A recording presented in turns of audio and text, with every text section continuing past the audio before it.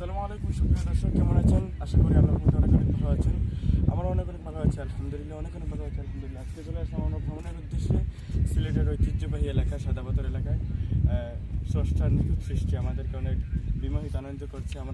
আমার সাথে আছেন আমাদের ফ্রেন্ড সার্কেলের চারজন মানুষ।